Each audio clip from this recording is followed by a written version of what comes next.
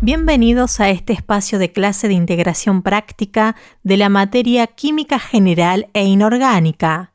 En este primer recorrido trabajaremos el concepto de método científico y mediciones. Para iniciar, le pedimos que imaginemos la siguiente situación. Se solicita a 4 laboratorios que denominaremos A, B, C y D que realicen cada uno 5 mediciones de la cantidad de soluto de un compuesto. Para ello, todos los laboratorios utilizaron balanza analítica cuyo error es de más menos 0,01 gramo. La cantidad de soluto que se le entrega a cada laboratorio se conoce y su valor real es de 200 gramos. En este escenario, los valores obtenidos por los 4 laboratorios se observan en la siguiente tabla.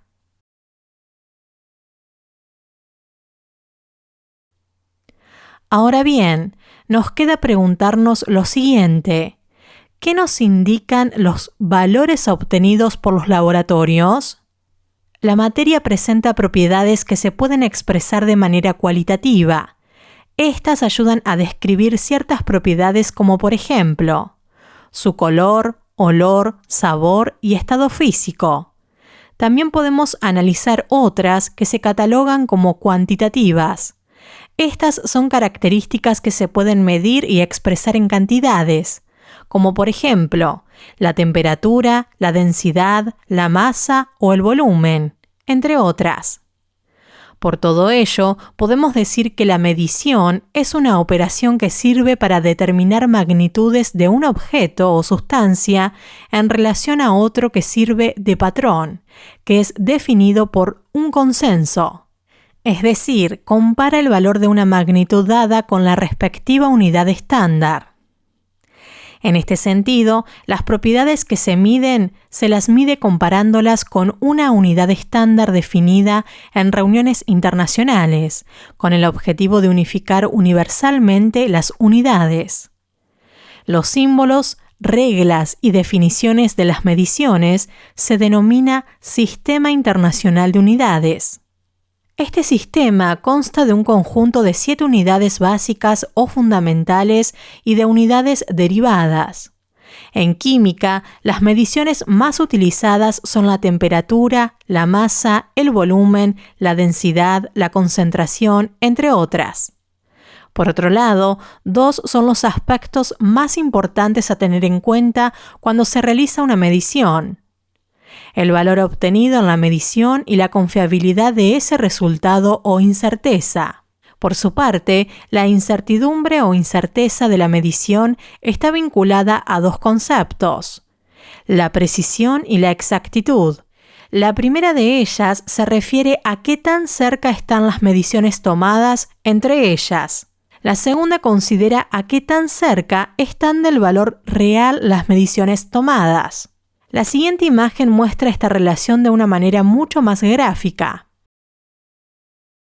Por último, mencionaremos que el concepto de mediciones tiene 3 ejes fundamentales para analizar los casos como los expuestos al inicio de este apartado. Primero, la notación científica, que consiste simplemente en multiplicar por una potencia de base 10 con exponente positivo o negativo. Segundo, la escala, que a su vez se diferencia entre fundamentales y derivadas.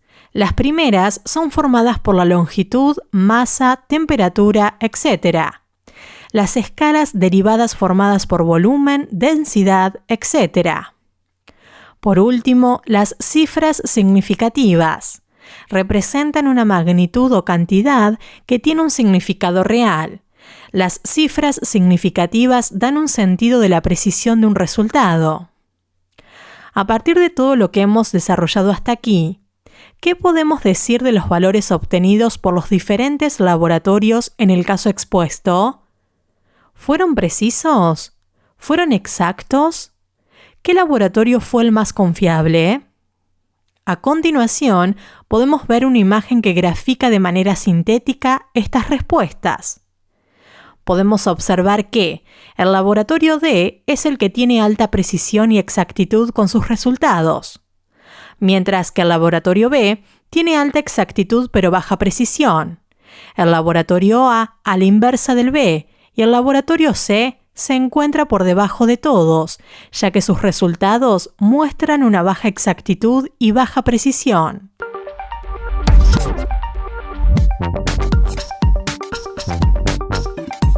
El dióxido de carbono es una sustancia incolora, cuyo estado natural es gaseoso y sus moléculas están compuestas por 2 átomos de oxígeno y 1 de carbono. El CO2 existe naturalmente en la atmósfera de la Tierra formando parte del aire. Entre algunas características podemos mencionar que su punto de fusión es de 194,7 Kelvin, es decir, 78 grados bajo cero.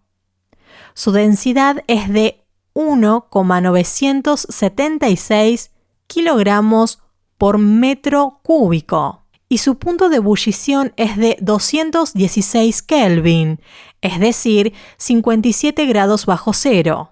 Si congelamos dióxido de carbono a presión atmosférica a una temperatura de 78,5 grados bajo cero, se forma nieve carbónica, también denominada comúnmente como hielo seco, debido a que al calentarse no pasa por el estado líquido, sino que directamente se produce el cambio de estado sólido a gas. En función de estos detalles podemos preguntarnos, ¿el dióxido de carbono es un elemento o un compuesto? ¿Qué tipo de mezcla se forma en el aire? ¿Qué propiedades son la densidad, el punto de ebullición y fusión? Cuando hablamos de materia, nos referimos a cualquier cosa que ocupe espacio y tenga masa. En otras palabras, aquello de lo que está hecho el universo. Toda la materia está compuesta de sustancias llamadas elementos, que tienen propiedades físicas y químicas específicas y que no pueden dividirse en otras sustancias por medio de reacciones químicas ordinarias. Como sustancias puras simples, podemos mencionar todos los elementos químicos de la tabla periódica. El oro, por ejemplo, es un elemento, al igual que el carbono. Es importante considerar que si bien existen 118 elementos en la tabla periódica, solo 92 de ellos ocurren de manera natural. Cada elemento se denota con su símbolo químico, que puede ser una sola letra mayúscula, o cuando la primera letra ya está ocupada por otro elemento, sucede una combinación de 2 letras. A su vez, estos elementos pueden categorizarse en compuestos o mezclas. Los compuestos resultan de la unión química de 2 o más elementos en proporciones definidas, donde ya no es posible identificarlos por sus propiedades originales e individuales, sino solamente por medio de una acción química se les puede separar. Son ejemplo de ello el cloruro de sodio, el agua y el amoníaco. Por su parte, las mezclas resultan de la unión física de 2 o más elementos o compuestos. Estos conservan sus propiedades individuales y podrán separarse por medios físicos o mecánicos debido a que no están unidos químicamente, pudiendo considerarse mezclas homogéneas y heterogéneas. Por otro lado, es necesario considerar que si a cualquier sustancia o mezcla se le modifican sus condiciones de temperatura o presión, pueden obtenerse distintos estados o fases, denominados estados de agregación de la materia. El primero de ellos, el estado sólido, posee una fuerza de atracción fuerte, una forma y volumen constante y una rigidez y regularidad en su estructura. El estado líquido posee una fuerza de atracción débil. Si bien no posee una forma fija, sí posee volumen. Adopta la forma del recipiente que lo contiene. Por último, el estado gaseoso posee una fuerza de atracción casi inexistente. No tiene forma ni volúmenes fijos, adoptado así el tamaño y forma del lugar que ocupa. Para finalizar este apartado, es preciso considerar que las propiedades de la materia se dividen en intensivas y extensivas. La primera de ellas no depende de cuánta materia se considere, sino que se considera el punto de ebullición, la temperatura y la densidad. La segunda sí depende de la cantidad de materia, considerando así el volumen y la masa de la materia.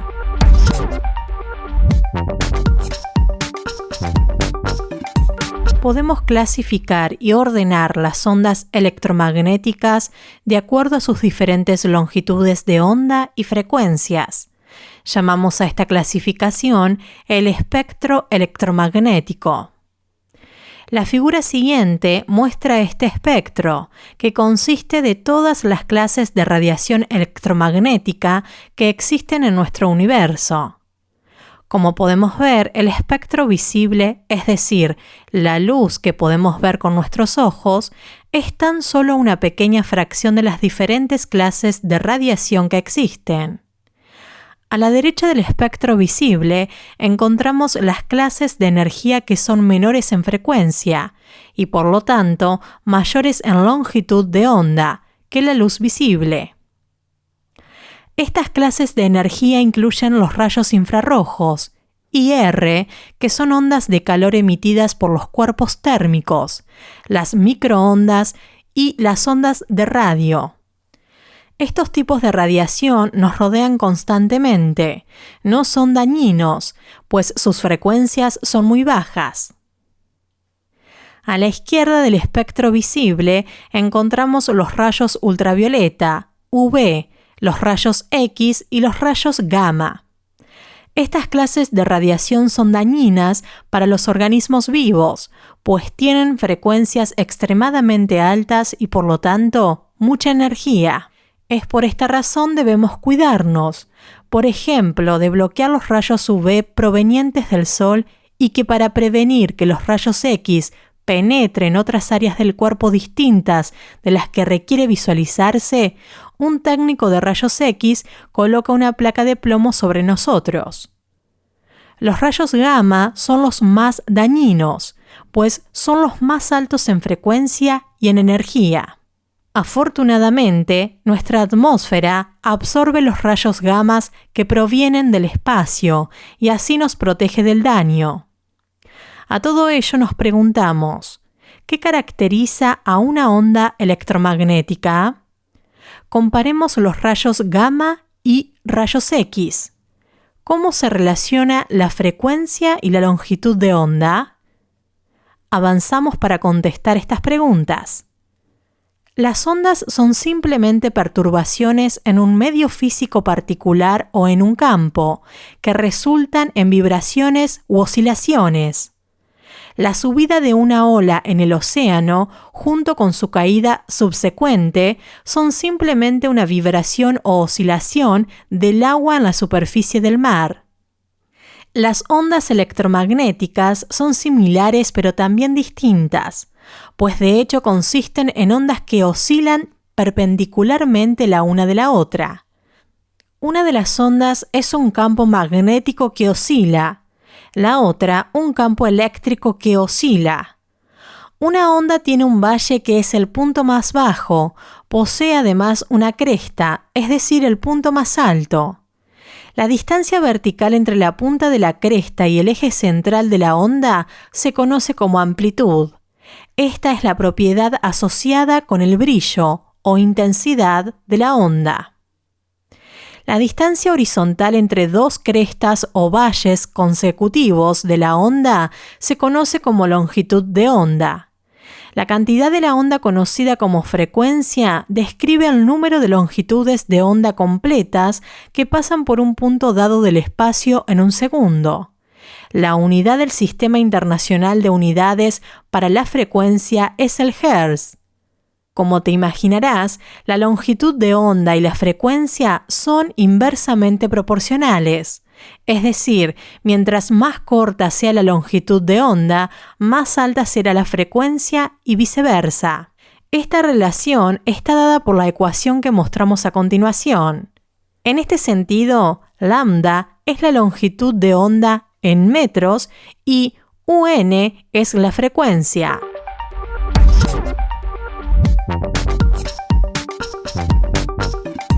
El fósforo es un elemento utilizado en la industria para la producción de compuestos fosforados, como por ejemplo los fertilizantes.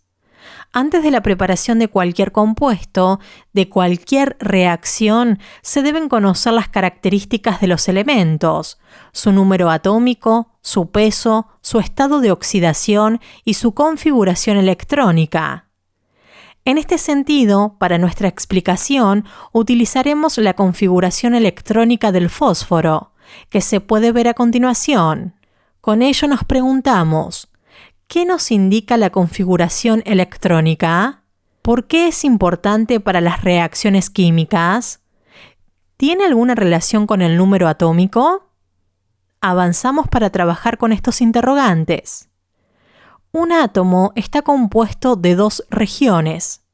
La primera es el pequeño núcleo atómico, que se encuentra en el centro del átomo y contiene partículas cargadas positivamente llamadas protones y partículas neutras sin carga llamadas neutrones. La segunda, que es mucho más grande, es una nube de electrones, partículas de carga negativa que orbitan alrededor del núcleo. La atracción entre los protones de carga positiva y los electrones de carga negativa es lo que mantiene unido al átomo. Con los electrones en capas circulares a distancias específicas del núcleo, de manera semejante a los planetas que orbitan alrededor del Sol. Cada capa de electrones tiene un nivel de energía diferente. Las más cercanas al núcleo son de menor energía que las más lejanas. Por convención, a cada capa se le asigna un número y el símbolo. Para moverse entre capas, un electrón debe absorber o liberar una cantidad de energía que corresponda exactamente a la diferencia de energía que hay entre las capas.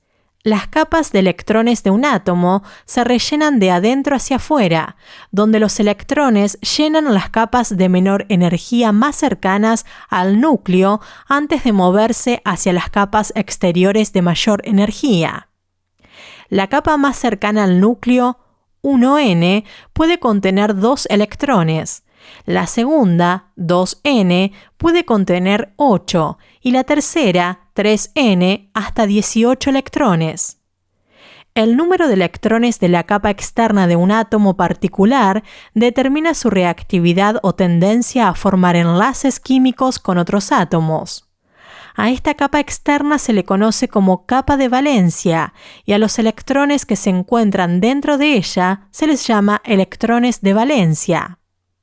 En general, los átomos son más estables, menos reactivos, cuando su capa de electrones externa se encuentra completa.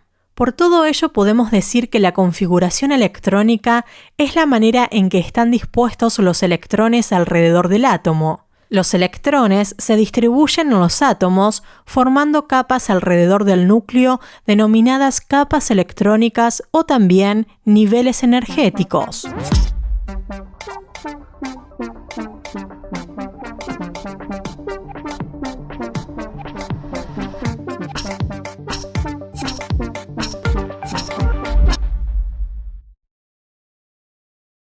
Ahora bien, expuesto los temas anteriores, repasamos el caso de la actividad práctica del módulo 1. En el año 2016, un derrame de cianuro afectó una explotación minera ubicada en la provincia de San Juan. La empresa afirmó que el líquido no llegó al principal río de la provincia, pero vecinos y especialistas denuncian que sí lo hizo y que el derrame sería mayor a lo ocurrido en días anteriores. En base a la lectura del caso y su interpretación analítica, se ha pedido que pueda describir los pasos y momentos donde se puede reconocer los diferentes pasos del método científico, identificar los elementos y compuestos químicos mencionados, explicar las propiedades físicas y químicas de aquellos elementos detallados y cuáles son propiedades intensivas y extensivas, determinar la configuración electrónica de los compuestos y de qué tipo de modelo fue utilizado para expresarla. Y por último, identificar las mediciones expresadas en unidades fundamentales y derivadas del Sistema Internacional de Medidas, cuáles están expresadas utilizando notación científica e indicando la cantidad de cifras significativas que éstas utilizan. Ahora bien, antes de resolver la actividad, se vuelve primordial que puedas hacer una lectura comprensiva del módulo en general, particularmente del concepto de método científico visto en la lectura 1. Enfoca tus estudios en conceptos de propiedades y estados de la materia. Reconoce cuáles son las partículas subatómicas y repasa la configuración electrónica.